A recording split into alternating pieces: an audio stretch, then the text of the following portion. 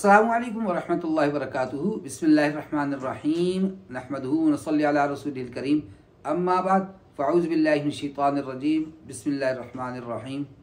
व अलल लज़ीना युतीक़ूनहु फ़िद्यतुन तआमु मिस्कीन फ़मन ततव्वा खैरन फ़हुव खैरुल लह व अन तसूमू खैरुल लकुम इन कुंतुम तअलमून। सदक़ल्लाहुल अज़ीम। अल्लाह तबारक व तआला ने दीन इस्लाम के अंदर, शरीयत मुतहरा के अंदर आसानियाँ ही आसानियाँ रखी। ला इकराह फिद्दीन, लोग इसका तर्जुमा करते हैं दीन में ज़बरदस्ती नहीं। मैं इसका तर्जुमा यूँ करूँगा कि दीन के अंदर कोई भी चीज़ खिलाफ तबीयत नहीं है। हर चीज़ ऐसी है कि अक्ल सलीमा खुद उस बात को मान लेती है, उसका इकरार कर लेती है। तो अल्लाह तबारक व तआला ने आसानी रख दी। ऐसा शख्स जो सन रसीदा है, ऐसा मरीज जिसकी मर्ज कभी भी ठीक हो ही नहीं सकती, ऐसा शख्स रोज़ा नहीं रखने पर कादिर, तो क्या करेंगे? अब उसको रोज़े पर मजबूर करेंगे? ऐसा बिल्कुल नहीं। ऐसे शख्स की तरफ से फिदिया दिया जाएगा। फिदिया क्या है? अल्लाह रब्बुल इज़्ज़त ने फरमाया मिस्कीन को खाना खिलाने के बराबर, या और आसान अल्फाज में कह दे तो जो फितराना होता है वो एक रोज़े का फिदिया हुआ करता है। और जिस दिन का हमने रोज़ा छोड़ा उस दिन की कीमत का एतबार होगा। मिसाल दे देते हैं, आज 200 बन रहे हैं, कल शायद 250 बन रहे हो, अगले दिन शायद 150 रुपये बन रहे हो, और हम 30 रमज़ान को अदा कर रहे हैं तो 30 रमज़ान को शायद वो 100 रुपये हो। तो ऐसा नहीं, जिस दिन का हो उस दिन का अपने पास लिख लीजिए कीमत। अब ये कहें जी ये तो बड़ा मुश्किल है, अगर इतनी तकलीफ भी नहीं उठा सकते हो तो फिर तुम्हारा मुसलमान होने का कोई फ़ायदा नहीं है। बहरहाल आते हैं फिदिये की तरफ। तो फिदिया अदा कब करना है, कैसे करना है, किसको देना है? उसूल और फुरू, ज़कात में जिस तरह हमने कहा था बाप दादा परदादा को, या बेटे पोते पड़पोते को, या नवासे पड़नवासे को नहीं दे सकते, इसी तरह से फिदिया भी इनको नहीं दिया जा सकता। पहली बात। दूसरी बात कि एक आदमी के 30 रोजे रह गए और 30 के 30 रोज़ों का फिदिया फर्द वाहिद को दे सकता है या नहीं दे सकता? दे सकता है, लेकिन इसमें इख्तलाफ है।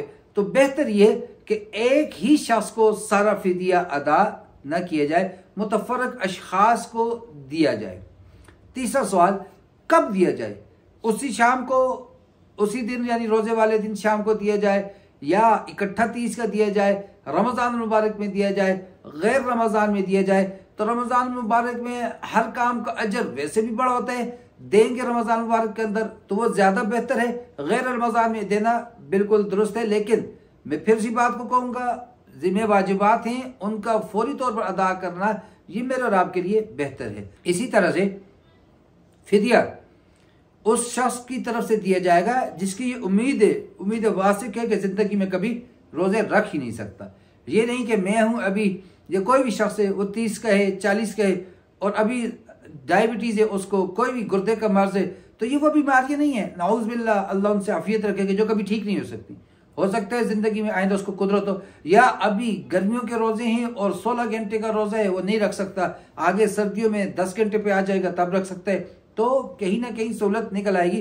तो फिदिया वो अदा करे जो कभी ज़िंदगी में रख ही नहीं सकता, जो रख सकता है वो कभी फिदिया अदा नहीं करेगा।